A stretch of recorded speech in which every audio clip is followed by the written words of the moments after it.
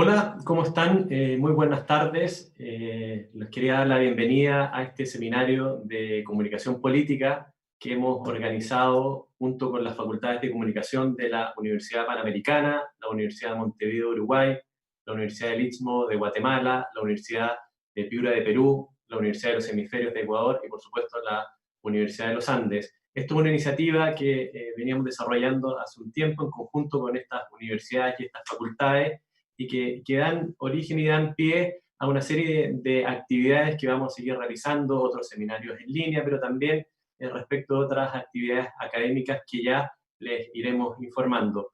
Eh, Quería dejar con ustedes a Juan David Bernal. Juan David es el decano de la Facultad de Comunicación de la Universidad de los Hemisferios, en Quito, Ecuador, quien va a ser quien moderará este entretenido panel de expertos para hablar un poco sobre la comunicación política, un tema bastante apasionante respecto de la situación que están viviendo los países en América Latina con la aprobación de sus presidentes. Por ejemplo, Sebastián Piñera en las últimas encuestas ha subido de un 12 a un 25%. En Colombia, Iván Duque, que también estaba con algunos problemas respecto de su popularidad por algunos asuntos internos en términos sociales, también ha logrado levantar su popularidad de 23 a 52% en la aprobación. Y en Perú, Martín Vizcarra de un 55% a un 80%, por lo tanto, hay bastante que hablar para saber un poco cuál ha sido el desempeño de los países desde el punto de vista de la comunicación, la popularidad, la aceptación de las medidas. Y dejo con ustedes a Juan David Bernal, decano de la Facultad de Comunicación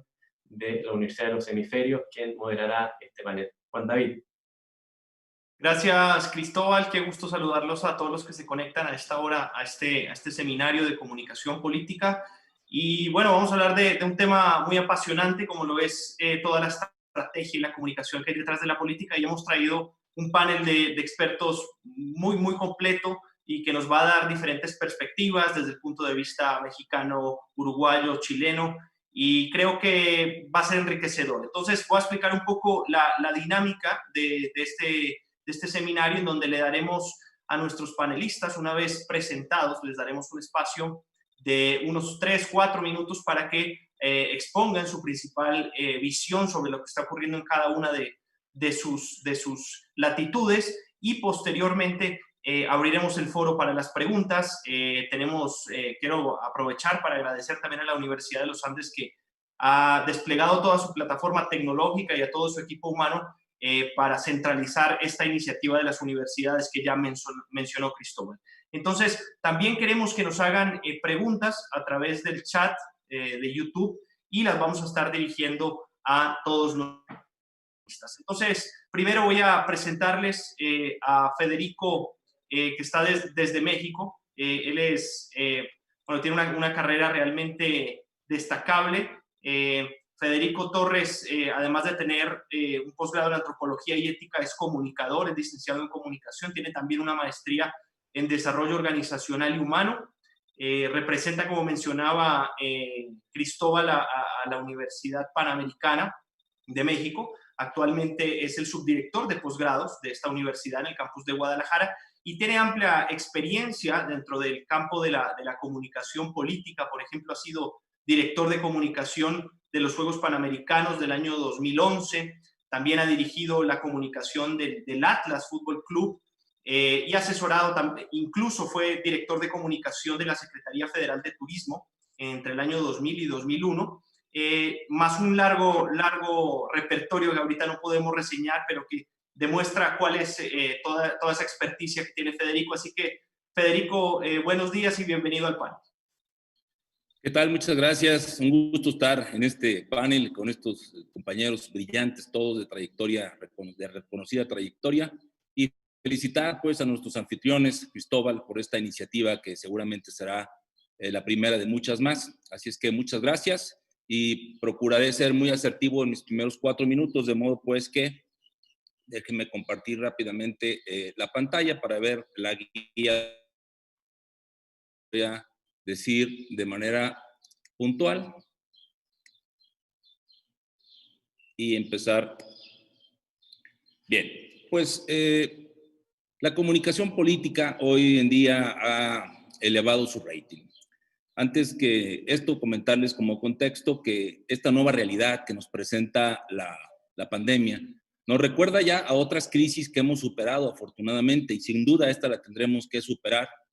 Es inédita, sin embargo, se están ya haciendo algunos preparativos para poder salir adelante. Nos recuerda la de 1929, en la Gran Depresión, la caída de Wall Street, la crisis petrolera del 73, incluso la de la subprime en Estados Unidos. Lo cierto es que se ha formado una tormenta perfecta, porque esta pandemia llega dentro de otra nueva crisis petrolera, con una recesión global, y esto forma elementos complicados que nos llevan al modelo VUCA, ese modelo que se utiliza ahora en empresas, pero también en gobiernos, que habla de volatilidad, incertidumbre, complejidad y ambigüedad. Y bajo este modelo es que vamos a regresar pronto a esa llamada nueva normalidad, dependiendo de tres factores principalmente, ¿no? Los usos y costumbres de cada país, el estado de la salud de cada población y la capacidad que pueden tener cada país para reactivar económica y políticamente las cosas. Lo cierto es que las crisis no avisan, no tocan la puerta y, por supuesto, nos permite que ningún presidente esté preparado. Debo decir que, salvo el caso de las 7 mujeres jefas de Estado, que son solamente el 10% dentro del total de los jefes de Estado, han podido, bajo el modelo de la anticipación, que es su mantra de acción y de operación, poder establecer políticas públicas de anticipación que les ha permitido en Nueva Zelanda, en Alemania, en Finlandia, en Islandia, tener ya preparado algunas situaciones. Entonces, eso es de reconocerse y habría que seguir ese modelo de anticipación de las cosas. Ese regreso a la normalidad, entonces, dependerá de esta situación. Debo decir ahora que la propuesta que me animaría a hacer aquí hoy en esta mesa es que debemos de trabajar en coalición. Hacer realidad lo que la Unión Europea nos ha demostrado como ejemplo de coaliciones, como ejemplo de trabajos colegiados que les ha permitido tener una región, salvo los últimos años por el tema del Brexit, trabajar en equipo y dar resultados, establecer estrategias de comunicación al seno de la ALADI, por ejemplo, que existe desde 1980 y que trabaja, creo, como sede en Uruguay, y que es parte también de lo que era la CELAC o el trabajo que puede ser en Mercosur. Entonces, el llamado aquí, en este cuarto punto, es que trabajemos en equipo. ¿Qué pasa en México? En México, nuestro presidente empezó con una popularidad, como ustedes saben, bastante alta, tenía un 70% al inicio de su gobierno, pero bueno, estas situaciones de la pandemia y un poquito antes, la situación económica y el factor inseguridad lo ha llevado a tener, según consulta Mitofsky, un 48.6 de aceptación. Es decir, por primera vez en su sexenio ha cruzado la línea de la aprobación y la desaprobación, y esto sin duda ya venía gestándose por el pobre crecimiento económico del 0.1% y pues le están pasando facturas. Hay un vocero designado, y esto es bueno, políticamente, comunicacionalmente es bueno, porque permite tener una sola boca por institución y homologar los mensajes y no pulverizarlos a la sociedad, lo que le llamo yo obesidad informativa.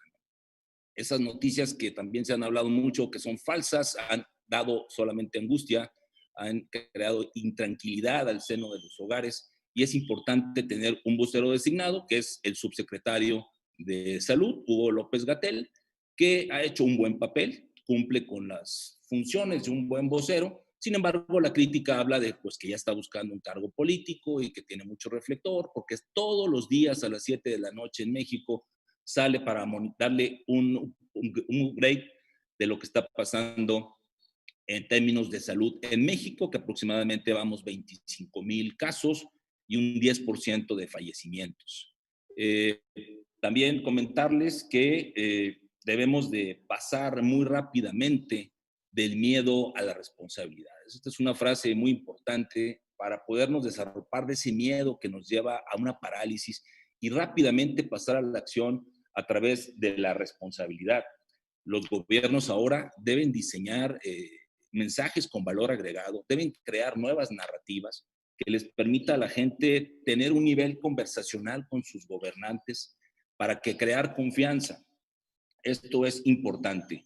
Ha habido, obviamente, ante esta pandemia que quedará marcada en las mentes de todo el mundo, pues grupos opositores que vienen de algunos gobiernos de los estados en México, que han hecho bien también las cosas, debo decirlo, Jalisco, Baja California, Durango, Yucatán, y que empiezan a hacer una descoordinación por políticas públicas locales y no cuidar una política que sería deseable, una política pública general. Y esto podremos enmarcarlo dentro del punto 6, de pasar rápidamente del miedo a la responsabilidad. Finalmente, amigos, comentarles que la comunicación es transversal a todo proceso y a toda otra ciencia del saber. Ahora, al regreso a esa nueva normalidad, que tendremos que muchas cosas partir de cero y tener la oportunidad de reescribir cosas, protocolos de convivencia. Sí, sin duda, todo proceso electoral que venga hacia adelante estará marcado por esta agenda. Decirles que la comunicación jugará un papel importante en ese regreso. De ahí, pues, que es deseable que no se polarice, que no se politice, sino que se tengan agendas para todos. También es deseable dejar de lado ideologías, también es deseable dejar de lado banderas partidistas, porque acuérdense que gobernar solamente se trata de una cosa, dar resultados, y eso es lo que debieran los gobiernos enfocarse ahora y salir más rápidamente de esta situación. Pues básicamente son los primeros 4 minutos, les mando un abrazo fraterno a sus casas y estaremos más adelante a sus órdenes para las preguntas.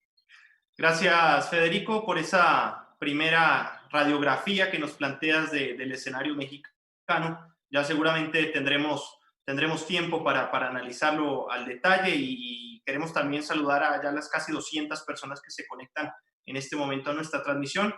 Y vamos a presentar a continuación en el panel a Juan Ignacio Brito, catedrático de amplio renombre y trayectoria de la Universidad de los Andes de Chile. Él es periodista y magíster en Relaciones Internacionales. Fue decano de la Facultad de Comunicación de los Andes, donde hoy se desempeña como profesor. También es investigador en el Centro Signos de la misma universidad, dedicada a la investigación en humanidades y ciencias sociales. Es columnista en el diario de La Tercera, el Diario Financiero y el portal informativo El Líbero. Fue editor internacional del Mercurio, director del Metropolitano, subdirector de ¿Qué pasa? Y subdirector general de La Tercera, donde también siempre ha estado asociado en el escenario de opinión. Así que, Juan Ignacio, adelante, buenos días y bienvenido al panel. Muchas gracias, Juan David, y muchas gracias a todos los que están participando en esto. Es un honor y un agrado estar en este panel con gente tan prestigiosa y amigos tan queridos. Así que les doy las gracias desde ya. Y también, por supuesto, a todos los que nos están viendo y escuchando. A mí me gustaría hablar un poco del caso chileno, pero tratando de ponerlo en un contexto más global, ¿no es cierto? En Chile ocurre que se han sumado como capas 3 crisis, ¿no? La primera crisis no tiene nada que ver con el coronavirus, sino que más bien es la crisis que empezó a generarse en octubre del año pasado con el estallido social y de violencia que se registró en Chile y que se venía con distintos matices y distintos grados reproduciendo en el tiempo hasta marzo, cuando se desató la segunda crisis, la segunda capa, que es la crisis sanitaria, la que todos estamos viendo en este instante, con respuestas de autoridades sanitarias para prevenir la salud de la gente, ¿no es cierto? Para evitar el contagio, aplanar la curva, me imagino que son términos que todos hemos escuchado en referencia a esta crisis. Y la tercera crisis, que ya está empezando a asomar en Chile y en otros países también, es la crisis económica que se está generando a raíz del confinamiento y de las cuarentenas que se han decretado para prevenir la segunda crisis, que es la crisis sanitaria. Entonces, en Chile ocurre que la primera crisis, me gustaría mostrarles un gráfico de popularidad presidencial en Chile, un track semanal que se hace, una encuesta que se llama CADEM. Ese track semanal muestra este resultado, ¿cierto? Lo que ven ustedes ahí es que este es básicamente el periodo del presidente Piñera, todo lo largo, ¿no es cierto? Y ven ustedes que en octubre del año pasado, hacia fines del año pasado, se produce una caída brusca de la popularidad, de la cual el presidente no se empezó a recuperar sino hasta, parcialmente, sino hasta marzo, cuando empezó a generarse esta segunda crisis, la crisis sanitaria de la que yo hablaba, ¿no es cierto? Un presidente entonces muy debilitado en términos de popularidad, tuvo que empezar a enfrentar una crisis de dimensiones globales, y una crisis sanitaria, una crisis, como se dijo acá, una crisis que no avisó, que apareció de repente en el escenario. En términos de popularidad al presidente Piñera, esta es una crisis que le ha ayudado, como ven ustedes, porque él ha duplicado sus índices de popularidad o de aprobación, siendo todavía muy bajo, ¿no es cierto? Pero estaba en un 12%, que es lo más bajo que ha caído un presidente desde el año 90 en Chile. Ahora está en 25, sigue siendo muy bajo, pero ha recuperado terreno. Y ha recuperado terreno sobre la base de una de sus fortalezas. Digamos. Esta es una crisis que ha caído en una de las fortalezas del presidente Piñera, que es la gestión y la administración. De hecho, los grandes éxitos del presidente Piñera en su administración pasada, el 2010, uno de los grandes éxitos fue la recuperación de Chile post-plebiscito, post-terremoto del 2010, y ese terremoto del 2010 de alguna manera es asimilable en términos de desastre y efectos a la situación del coronavirus actual, ¿no es cierto? El presidente entonces tiene esa virtud de administración, de gestión, se le reconoce como un buen gestor, pero sí mantiene unos déficits políticos muy relevantes. Entonces, ¿en qué sentido esto es parecido o puede ser asimilable a otras realidades de nuestra región y del mundo entero? Es que, tal como ocurre en otros países, en Chile, quizás de una manera más extrema, debido a que se suman estas tres crisis de las que he hablado, hay un problema de popularidad presidencial, hay un problema de confianza en las instituciones están muy debilitadas en Chile, todas, los partidos políticos, el Congreso, el Ejecutivo, las policías, el sistema judicial, la Iglesia Católica, etc. Se ha dado una suerte de tormenta perfecta en Chile, donde todas las instituciones públicas y privadas están muy cuestionadas por el público, y esto genera un problema de confianza. Tenemos un presidente con baja popularidad, unas instituciones muy debilitadas, y por lo tanto hay liderazgos también muy debilitados en Chile. En esas condiciones de tormenta casi perfecta, que en algún grado se pueden reproducir en otros lados también, en otros rincones del planeta, se encara esta crisis. Y lo que uno podría haber pensado entonces es que esta crisis iba a ser finalmente una lápida para el gobierno y también para muchas de las instituciones del Estado. Lo que ha pasado aparentemente es que tanto el gobierno como el presidente como las instituciones del Estado han recobrado, y de hecho algunas encuestas así lo muestran, por ejemplo en el caso de la policía y de algunas ramas de las Fuerzas Armadas, han recobrado confianza y credibilidad, no a un nivel similar al que estuviera antes de las crisis, pero sí en un grado importante. En el caso del presidente, como dijimos, ha duplicado desde una base muy baja, pero ha duplicado la aprobación a su gestión. Ahora hay que ver si es que, porque estamos en medio de la crisis, cómo esto se desarrolla, cómo afecta además esta crisis, la tercera capa de la crisis de la que mencionaba yo, cómo afecta esta tercera capa, la dimensión económica de la crisis, si es que esa dimensión afecta a los liderazgos y a las instituciones, que probablemente algún grado de efecto va a tener eso, y cuál es el manejo político, que esa ha sido una de las grandes deficiencias del gobierno chileno, que tiene un déficit político, de manejo político muy intenso, y entre eso lo comunicacional es algo muy, muy evidente también. Esta recuperación y cómo se desenvuelve eso. Estamos todavía, si es que esto era la tormenta perfecta, estamos en medio de la tormenta perfecta, no podríamos decir todavía cómo se va a terminar desenvolviendo este problema. Así que eso para empezar, Juan David, muchas gracias por la invitación y también bienvenidos a todos nuestros panelistas de excelencia que tenemos hoy.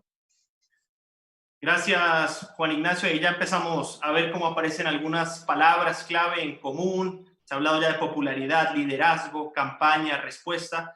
Y lo vamos a ir viendo más adelante. Queremos invitarlos a que realicen sus preguntas. Queremos que sea lo más dialógico de este escenario. Así que si pueden, por favor, dejarnos en los comentarios las preguntas dirigidas hacia los panelistas y desde dónde provienen, lo vamos a agradecer para que puedan conversar directamente con ellos. A continuación vamos a presentar a el tercer personaje de este panel. Ella es Patricia Schroeder, profesora de Comunicación Estratégica de la Facultad de Comunicación de la Universidad de Montevideo. Dicta cursos de comunicación en crisis en la maestría de Dirección de Salud, en el máster de Dirección de Comunicación también. y ha sido profesora en varios países de América Latina, en Perú, en Ecuador, Paraguay, entre otros, y actualmente es directora del máster en Dirección de Comunicación y el posgrado en Comunicación Política de la Universidad de Montevideo. Y bueno, Patricia, antes de darte la bienvenida, también quiero mencionar que además de ser una destacada académica, estás en este momento al frente de la comunicación del Ministerio de Salud Pública de Uruguay ante esta crisis del COVID-19. Así que un invitado de lujo. Patricia, buenos días y bienvenida. Bueno, muchísimas gracias por la invitación y reitero los agradecimientos y la bienvenida a la audiencia. Gracias por esta formidable iniciativa y un honor estar con estos colegas.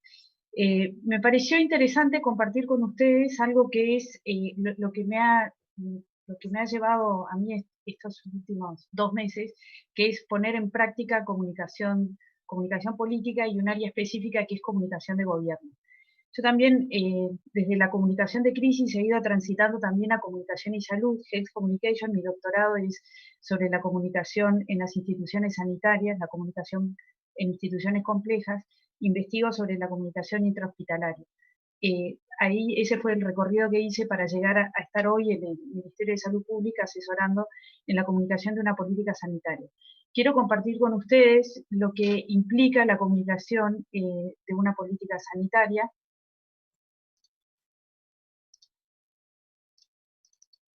Aquí lo que pueden ver es la importancia que tiene la comunicación para la salud. Esto es algo sobre lo que hemos estado trabajando muchísimo y algo que se está desarrollando. Health Communication se está desarrollando desde la década del 90 hasta ahora, pero hoy se ve patente que necesitamos la comunicación al servicio de la salud de las personas y de los colectivos sociales. Una política sanitaria tiene estos 4 ejes. Una primera fase de prevención, donde la información es fundamental. Una fase de diagnóstico, una fase de tratamiento y una fase de recuperación. Lo que le ha tocado al gobierno uruguayo y en particular al ministerio donde estoy trabajando es trabajar estas 4 fases simultáneamente en una situación que la OMS denomina infodemia, un exceso de información sobre un tema, un problema que no tiene una solución conocida. COVID-19 es una enfermedad sobre la cual no hay respuestas, no hay certezas. Ustedes saben que la comunicación de gobierno trata de comunicar certezas y el camino hacia dónde vamos. La particularidad también es que el nuevo gobierno es un gobierno de coalición que asume el 2 de marzo, y el mismo 2 de marzo tiene que empezar a trabajar con esta pandemia de dimensión hasta ahora inexistente, ¿no? Una experiencia que no habíamos vivido hasta ahora. Es un terremoto sanitario a nivel global. Entonces, trabajar ha sido un gran desafío, trabajar en estos 4 ejes, en la comunicación de estos 4 ejes, atendiendo por lo menos 50 consultas por día de periodistas que nos preguntan, y hay una gran sensibilidad a los datos y una gran ansiedad por saber qué es lo que está pasando, y se está trabajando y dando solución en estos 4 ejes, pero no se pueden dar todas las respuestas en un día. El gobierno ha tenido una decisión de dar una conferencia de prensa todos los días a última hora de la tarde. No hay un único vocero. El vocero principal es el presidente, el secretario de la presidencia, en segundo lugar, pero participan también otros ministros y todos los que componen el Poder Ejecutivo, porque la solución de prevención, diagnóstico, tratamiento y recuperación implica a todo el gobierno.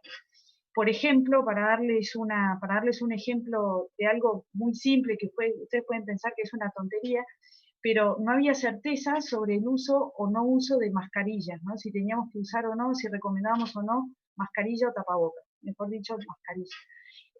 La OMS no recomendaba al comienzo la mascarilla, y entonces nosotros seguimos ese lineamiento de la OMS, pero después vimos que los países que habían usado mascarilla obtenían mejores resultados en el nivel de contagio. Y empezamos a imponer el uso de la mascarilla, pero para eso nos teníamos que asegurar el abastecimiento de todo el personal, por ejemplo, de servicios esenciales como la policía, personal en las cárceles, personal sanitario, y colapsó la industria del elástico. No hay elástico en Uruguay por el uso de la mascarilla obligatoria, que bueno, no ha sido obligatorio. El gobierno lo que nos ha exhortado siempre es a usar mascarilla, nos ha exhortado al aislamiento voluntario, pero no ha sido obligatorio ninguna de estas medidas. A nivel de comunicación, que es lo que hemos tenido que trabajar desde el 2 de marzo hasta ahora, todos los niveles de comunicación que se pueden imaginar para dar respuesta y para mostrar el avance de la política sanitaria. Desde un reporte diario sanitario con información que tiene que ser muy precisa, y para ello tenemos que esperar los resultados del laboratorio y de todos los laboratorios del país, desarrollar los canales propios. Ustedes imagínense que asumimos el 2 de marzo y el mismo 2 de marzo tenemos que tener canales institucionales propios muy fuertes, muy creíbles, muy confiables. Tenemos que gestionar campañas masivas desde el momento de la asunción. Desarrollamos una campaña masiva en 4 días para informar a la población las medidas de prevención, después campaña de vacunación y bueno, y otras, pero ha sido todo en un ritmo muy acelerado, ha sido vertiginoso. La gestión de prensa diaria, la capacitación de voceros, porque hay voceros principales, pero hay también muchos temas que respondemos y se responde desde el Ministerio de Salud Pública, como por ejemplo el uso de medidas de protección de salud en los espacios de trabajo, cómo funcionan los centros hospitalarios, etc. ¿No? Hay muchísimas respuestas que hay que dar diariamente. También hemos desarrollado capacitación para periodistas, y ahí agradezco mi experiencia docente y rápidamente poder trabajar en capacitación para periodistas a nivel nacional. Hemos tenido varias instancias de capacitación.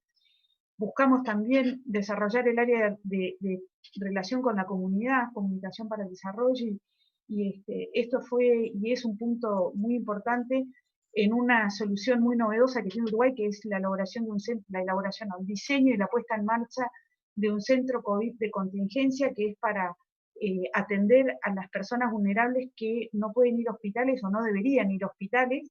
Lo normal es que uno se pueda quedar en su casa, pero cuando la persona no tiene una casa donde quedarse, ¿dónde va? Y bueno, se está montando un centro de contingencia, pero imagínense que en ese centro de contingencia hay una escuela, hay una iglesia, hay un almacén, etcétera, y hay que hacer un trabajo con la comunidad.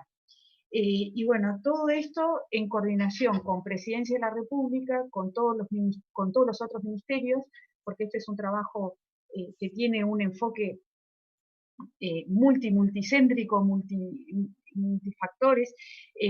Por ejemplo, lo que se está trabajando a nivel de recuperación y vuelta a la vuelta a la normalidad. Esta nueva normalidad tiene 3 ejes fundamentales. Un eje que es el eje sanitario, otro eje que es el eje social y otro eje que es el eje de la economía. Hay que hacer una valoración simultánea de esos 3 ejes para continuar y mantener en marcha la economía, la sociedad, y mantener y cuidar la salud de toda la población. Esto ha exigido un esfuerzo en equipo gigantesco, y también solamente para cerrar, y para que entiendan las dificultades y el gran desafío que ha tenido el gobierno uruguayo, que gana las elecciones un gobierno de coalición y tiene que jugar la final del Mundial como primer partido, ¿no? Un equipo que se está terminando de armar, se diseña todo ese equipo entre diciembre y febrero, pero cuando entra a la cancha, el 2 de marzo tiene que jugar la final del Mundial. Entonces, bueno, hasta ahora hemos trabajado con resultados muy exitosos. Uruguay tiene resultados sanitarios muy, muy buenos. Tenemos una tasa de contagio muy baja, una tasa, lo que se llama un R0 de 1, cuando el mundo entero está en un R0 de 2. Quiere decir que tenemos un contagio algorítmico y no exponencial. Una persona contagia a una persona y no 2 personas a 2 personas. Eso tiene que ver con algo que ya mencionaron, que probablemente tenemos una condición sanitaria, y se está hablando ahora que tenemos un plan de vacunación que nos ha protegido en la tasa de contagio, que nos ha dado una mejor respuesta a esta pandemia. Bueno, con estos datos los dejo y quedo abierta a preguntas. Muchísimas gracias. Estaré atenta a lo que quieran saber sobre comunicación y salud. Gracias, Patricia. Muy clara tu introducción y muy valioso tu aporte desde la línea de combate, ¿no? Porque tú estás en este momento al frente de una situación difícil y bueno, ya más adelante nuestros asistentes te harán preguntas respecto a ello. Vamos entonces, para ya empezar a ir al conversatorio, darle espacio a las preguntas, ya nos empiezan a llegar. Y antes de leer la pregunta y dirigirla a cada uno de nuestros panelistas, quiero saludar a la gente porque en verdad que tenemos amigos muy especiales que nos saludan desde Roma, en Italia, en este momento también. Nos ve gente desde los Estados Unidos, Uruguay, Chile, Ecuador, México, Guatemala, Perú. Y bueno, es una iniciativa de las universidades que realmente vemos que está abriendo un espacio de diálogo muy interesante. Vamos entonces a ir a la parte de las preguntas. Empezamos con una pregunta que nos hace Mari Carmen Colonna, desde Chile, para el profesor Juan Ignacio Brito. Hablaba usted acerca de la desconfianza en las instituciones. ¿Qué opina de la falta de transparencia en los datos que ofrece el gobierno? Juan Ignacio, adelante. Bueno, esa pregunta casi confirma la tesis que expuso, ¿no es cierto? Hay una desconfianza respecto de los propios datos que entrega el gobierno. Hubo un pequeño rifirrafe en un comité asesor donde salió un grupo que manejaba estadísticas. Yo la verdad es que no tengo claro que el gobierno esté manejando las cifras, digamos. O sea, quizás nuestras cifras no pueden ser, no sean todo lo completas que podrían ser, digamos, pero esta es una crisis que tenemos, hay una serie de dimensiones epidemiológicas en esta crisis que no controlamos. Una de ellas es que es difícil conocer realmente el número de infectados en esta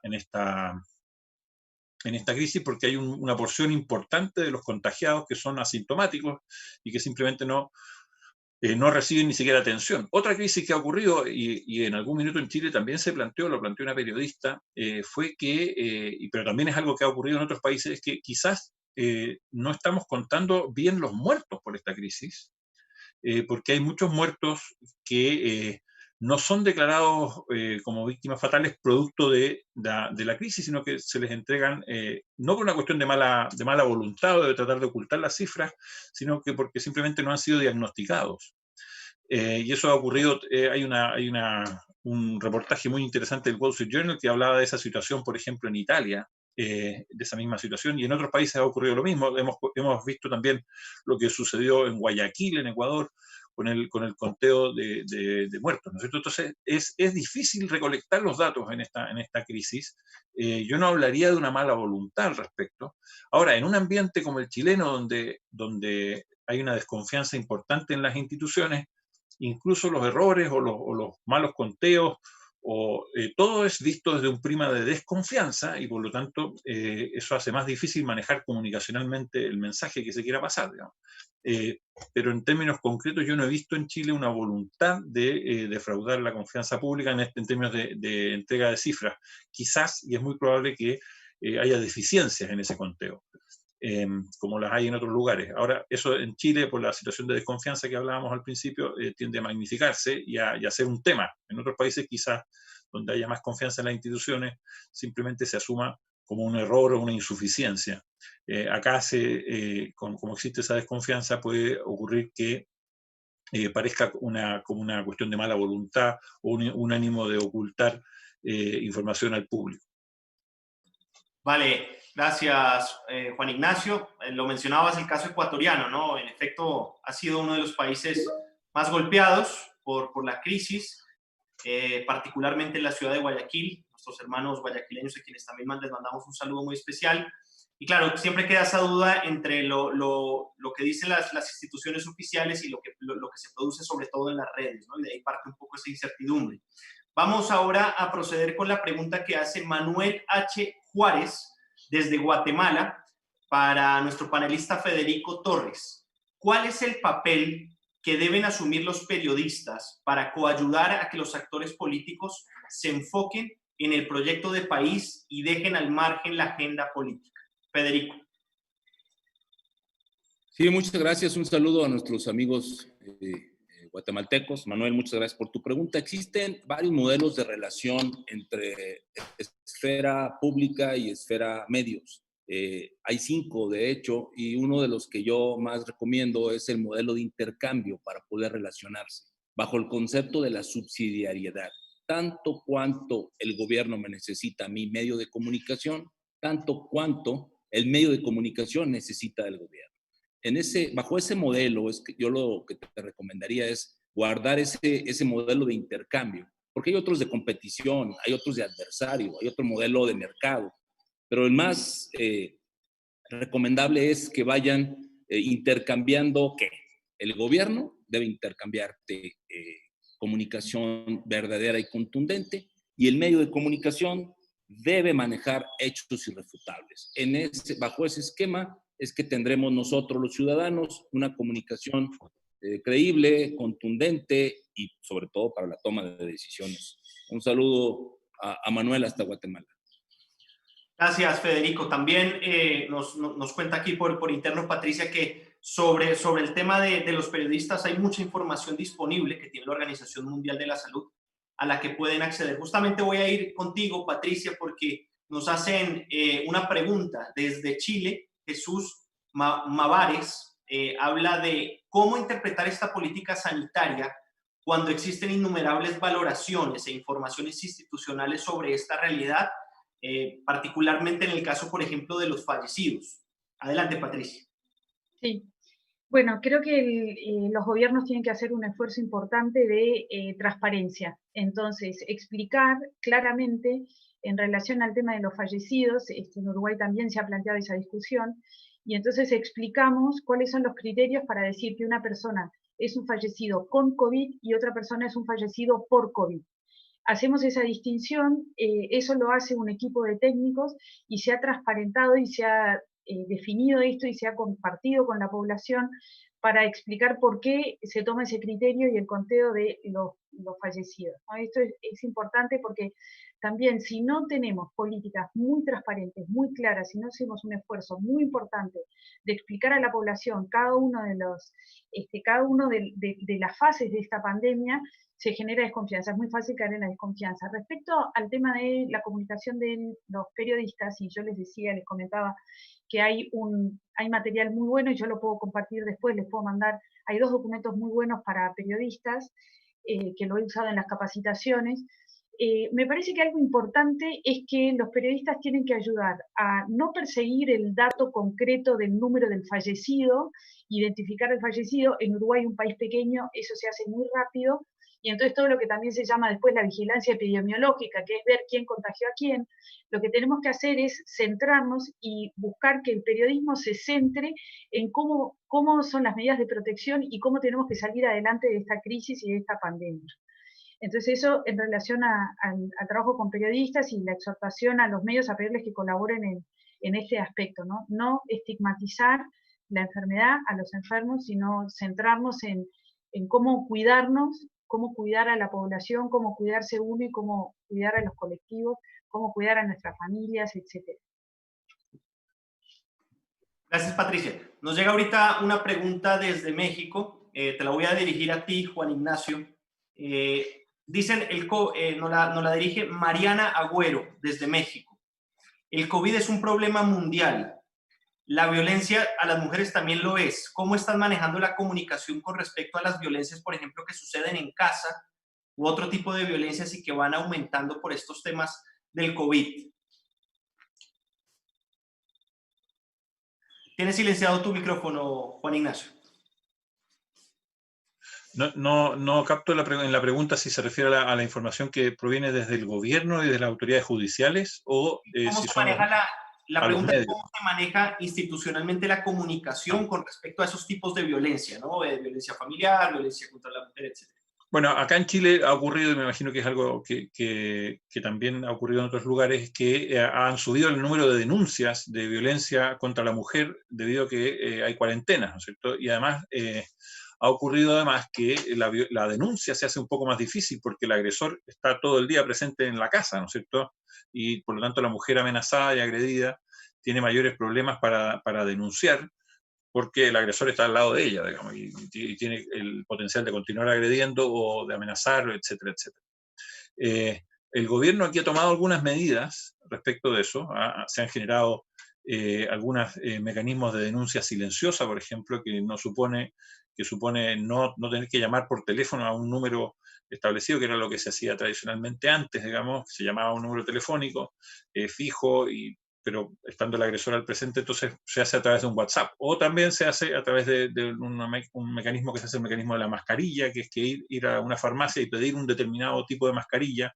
En ese caso, la persona que atiende en la farmacia entiende que al haber sido solicitado ese tipo específico de mascarilla, lo que se está haciendo es hacer una denuncia y esa farmacia entonces tiene que comunicar al público, a la policía y a las autoridades judiciales para que intervengan y detengan esa situación.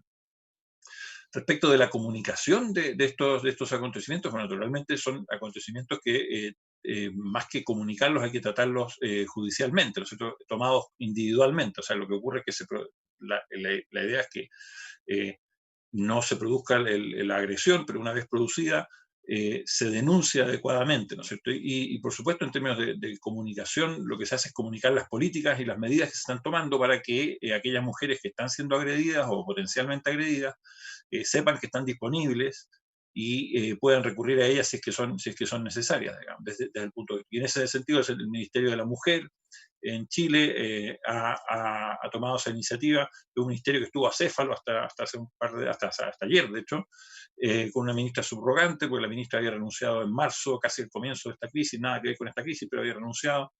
Estuvo acéfalo hasta ayer.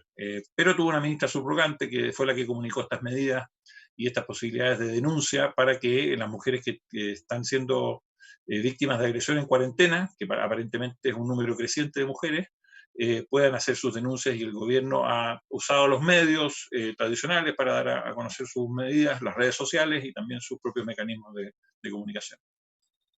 Gracias, Juan Ignacio. Bastante claro.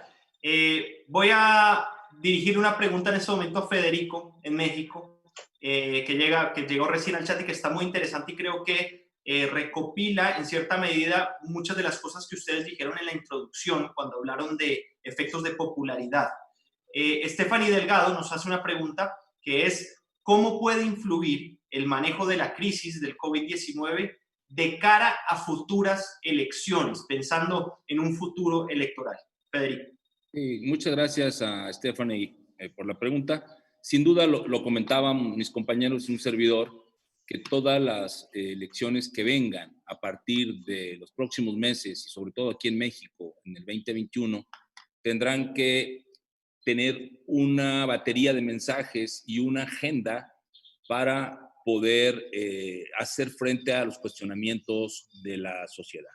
La comunicación política confluye en tres grandes esferas, que es el sistema político, el sistema medios de comunicación, y el número 3 es el sistema ciudadano elector.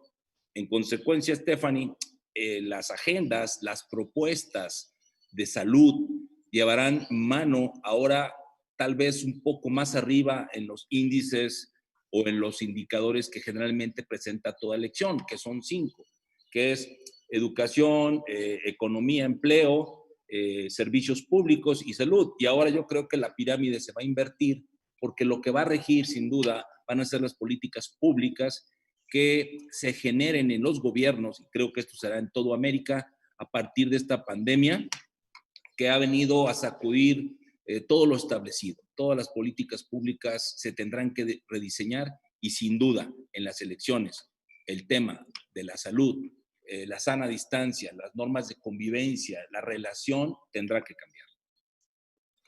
De acuerdo. Voy a dirigirte una pregunta a ti, Patricia. Queremos saludar a la gente de Perú. También tenemos a los amigos de la Universidad de Piura que están presentes y que nos hacen una pregunta desde ese país. Natalia Hidalgo, dirigida a ti, Patricia. Dice que en los primeros días de la crisis, el presidente comenzó a salir a locuciones diariamente o interdiariamente, y que ahora en la actualidad lo hace 2 veces por semana.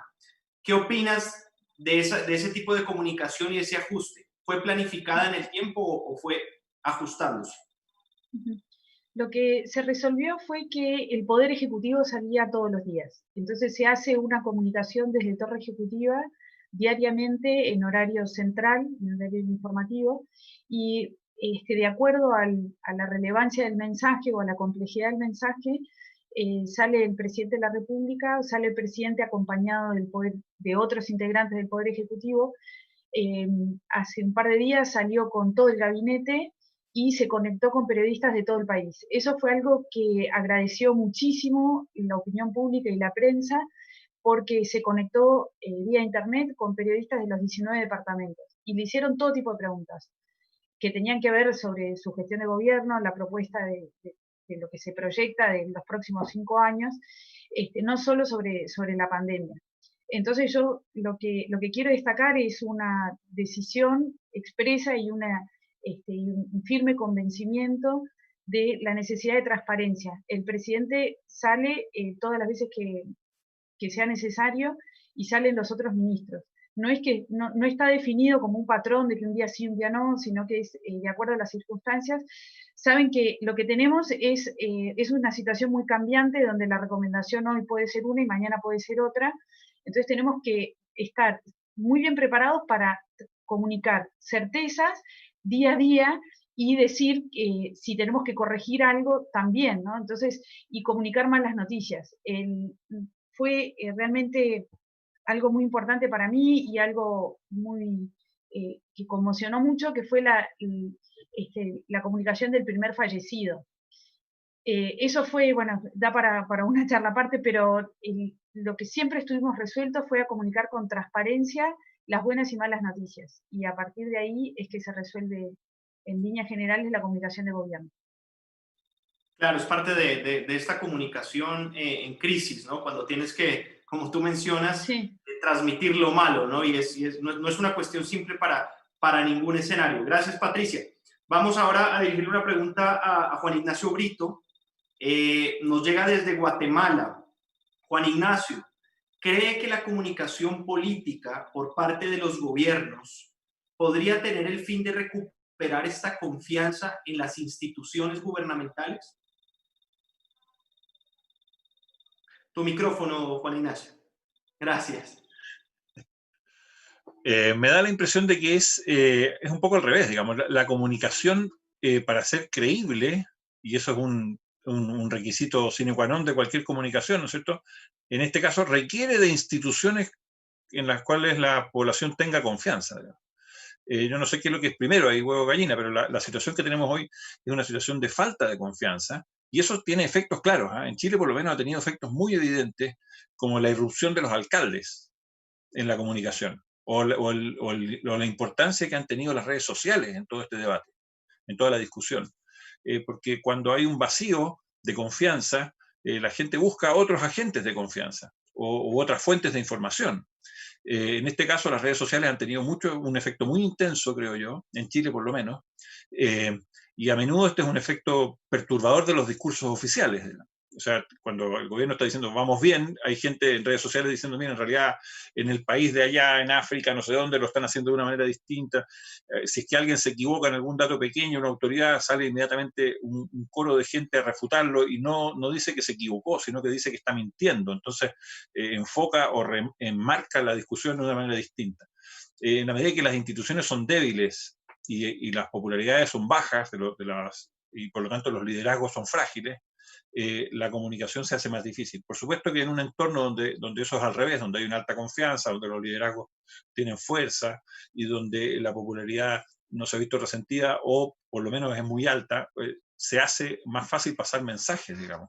En Chile los alcaldes, que son los que están a cargo, en Argentina entiendo que esos serían los intendentes, que son los que están a cargo de los municipios, o sea, las unidades de gobierno más pequeñas, han cobrado un protagonismo enorme y han hecho difícil la tarea del gobierno, por ejemplo, exigiendo cuarentenas. Ayer el gobierno en Chile decretó un número elevado de cuarentenas en la región metropolitana, que es la región del conurbano santiaguino, digamos. En buena medida, esa decisión, creo yo, está impulsada por la presión que han ejercido los alcaldes. O sea, no es una decisión solo técnica. Y esa presión comunicacional constante, que ha sido un ruido que ha dificultado la entrega del mensaje por parte del gobierno, obedece en buena medida a la falta de confianza de la gente en el gobierno como institución y en el gobierno como unidad política que tiene poca popularidad. Entonces, efectivamente hay una relación directa entre falta de confianza en las instituciones y capacidad de entregar el mensaje. Y eso en Chile, y al final las cosas son como los ríos, ¿no es cierto? Uno puede cambiar el curso del río, pero el río va a volver a su curso, ¿no es cierto? De alguna manera, bueno, la gente busca información y la va a encontrar, la está encontrando los alcaldes, la está encontrando en las redes sociales y también en alguna medida en el gobierno. Pero esto complica la capacidad del gobierno para ser efectivo con su mensaje. Gracias, Juan Ignacio. Y tú mencionas un tema vital y por ahí vamos a hacer la siguiente pregunta hacia Federico, que tiene que ver también con las redes sociales y qué tanto interesa temas como la verdad y cómo comunicar en términos políticos lo que es cierto o no. Ya Patricia también ampliaba sobre estas verdades que son dolorosas o incómodas, ¿no? quiero, antes de darle paso a Federico con la siguiente pregunta, saludar a todos los estudiantes de nuestras universidades hermanas y a los en diferentes lugares de América Latina que se conectan a esta hora y que nos hacen una pregunta, particularmente en este caso Diego García, estudiante de la Universidad de los Hemisferios. Hace una pregunta para Federico.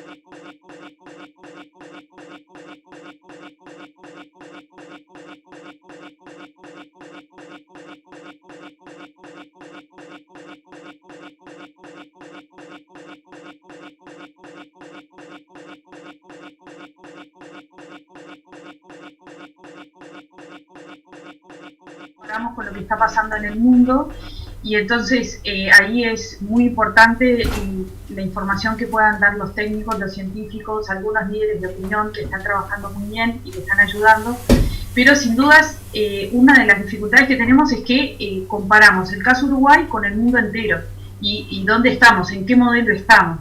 Y la verdad es que, como también decían al principio, cada país tiene sus características propias. Nosotros estamos entrando en el invierno, nosotros estamos entrando en el verano, nosotros tenemos baja densidad de población, otros tienen alta densidad de población, y así, ¿no? Una de las cosas que se estudió muchísimo en Uruguay para decretar o no la medida de aislamiento fue los factores sociodemográficos, la cantidad de personas adultas mayores y la alta tasa de suicidios que tiene Uruguay. Entonces hubo algunas determinantes que fueron realmente factores que influyeron para que el aislamiento sea voluntario y también, por supuesto, el tema económico, ¿no? Lo que les decía el sector de la economía, que desde un comienzo la ministra de Economía y Finanzas habló de mantener los motores de la economía en movimiento. Y se ha hecho así tratando de mantener a este país pequeño dependiente de una situación internacional con una economía funcionando. Pero sí, influye muchísimo y por eso el esfuerzo gigantesco que hay que hacer desde comunicación de gobierno para tener una voz fuerte, clara, creíble y confiable a la hora de decirle a la población cómo cuidarse. Gracias, Patricia. Vamos entonces a pasar al cierre. 1 minuto, concisos, cada uno de ustedes desde la realidad de su país. ¿Cuáles son esos desafíos que afronta la comunicación política de manera particular? Empezamos contigo, Juan Ignacio. Bien, yo creo que el mayor problema que tenemos hoy es que estamos en medio de una crisis y no podemos ver el horizonte, digamos. No vemos todavía la salida, y eso hace que la comunicación, como dijo Federico al principio de este modelo BUCA, ¿no es cierto?, el factor incertidumbre de esa comunicación sea muy elevado. Por lo tanto, todo lo que se diga tiene que estar ultra comprobado, y es muy difícil cuando las ansiedades de la gente repiten preguntas que son bastante obvias. ¿Cuándo termina esto? ¿Cuándo se acaba el confinamiento? ¿Cuál va a ser mi situación laboral concreta? ¿Cómo me va a ayudar el gobierno? ¿Cómo me va a ayudar mi propia empresa? ¿Qué va a pasar con mi empleo? ¿Qué va a pasar con mis hijos que van a la educación superior o escolar, etcétera? Hay preguntas muy concretas del público que tienen una respuesta que es muy especulativa de parte de las autoridades, porque la verdad es que no tenemos. Ahora, ¿cuál es la manera de enfrentar eso? Creo yo, desde la honestidad, digamos, y la transparencia de la autoridad. O sea, la autoridad tiene que decirle a la gente y no tratar de ser campeona de la verdad y tener las soluciones, todas las respuestas, cuando efectivamente no las tiene. Creo que es un error de algunas autoridades tratar de proyectar el futuro, y lo que hace es que luego sea desmentida por la realidad esas proyecciones que se han hecho, y eso le quita credibilidad a las autoridades. Por lo tanto, lo que yo recomendaría es reconocer, en muchos casos, para algunas preguntas no hay respuestas ciertas, y tener claro que ese es hablar de cara a la gente y con transparencia. Cuando eso ocurre, es la mejor respuesta posible. Me quedo con esa frase, Juan Ignacio, de que la autoridad no puede ser campeona de la verdad. Me pareció muy interesante. Federico, vamos con tu cierre. Muchas gracias. Pues miren, yo creo que desde los gobiernos se debe comunicar con la verdad, ser empáticos y ser contundentes en los mensajes. Los nuevos retos de la comunicación política serán ahora ajustarnos a este nuevo paradigma de la comunicación digital. Ya tenemos una universalización del lenguaje multimedia, y a eso hay que ajustarnos ahora. Hoy más que nunca en esta cuarentena nos hemos dado cuenta del valor de la comunicación digital, que nos permite hoy estar aquí saludando a más de 200 personas en América de una manera contundente, de una manera con mensaje con valor agregado, y aquí tiene una muestra de la universalización del lenguaje de multimedia. Por supuesto, el usuario será el eje del proceso comunicativo. Siempre tenemos que estar pensando se va a tener que revalorizar el conocimiento por sobre la información, y viene ya la personalización de la información. Yo creo que esos son los retos a los que tenemos que hacer frente. Y bueno, pues yo agradezco mucho la invitación y encantado de seguir viéndolos y participar. Aprende uno mucho con ustedes. El conocimiento por sobre la información. Gracias, Federico. Patricia, brevemente tu cierre. Gracias. Bueno, yo creo que siempre las crisis ponen a prueba el liderazgo, y qué liderazgo político necesitamos hoy. Creo que lo que se ha puesto en evidencia es que necesitamos la colaboración de toda la sociedad, y el líder que logre sumar a todas las fuerzas políticas, a todas las fuerzas políticas, y hacer funcionar la democracia, o poner en juego realmente la democracia y los valores de la democracia, para que las sociedades pasen por encima de todas las desigualdades y pasen por arriba de todos los debates políticos o cuestiones electorales partidarias, y el líder que pueda lograr la solidaridad y la colaboración de todos es quien va a destacar en esta gran pandemia. Me quedo con el liderazgo, y además un liderazgo que sea empático y que sea humilde, que sea capaz de reconocer los errores. Gracias, Patricia. Entonces, recapitulamos, habló entonces mucho de esas palabras clave, ¿no? Popularidad, liderazgo, campaña, respuesta, verdad, transparencia. Y yo creo que como cierre podríamos decir que tratando de sacar algo bueno de lo que nos deja esta crisis, podemos darnos cuenta que la comunicación está poniéndose en un lugar muy importante y revalorizándose, y la estamos entendiendo finalmente como esa macrociencia quizás del siglo XXI, que nos va a permitir no solo los comunicadores, sino a otro tipo de áreas acudir a ella para resolver todo este tipo de problemas y futuras crisis que nos avecinan. Yo quiero agradecer a todos los panelistas, a Juan Ignacio en Chile, a Federico en México, a Patricia en Uruguay, y de manera muy particular darle las gracias a Cristóbal Benavides y a todo el equipo técnico y humano de la Universidad de los Andes, que realmente nos han prestado toda su plataforma y creo que hemos logrado hacer un seminario, una unión muy interesante. Agradecerle a toda la gente que se conectó en las diferentes latitudes y bueno, que sea hasta la próxima. Cristóbal, te doy paso a ti para el cierre. Un abrazo y buena tarde.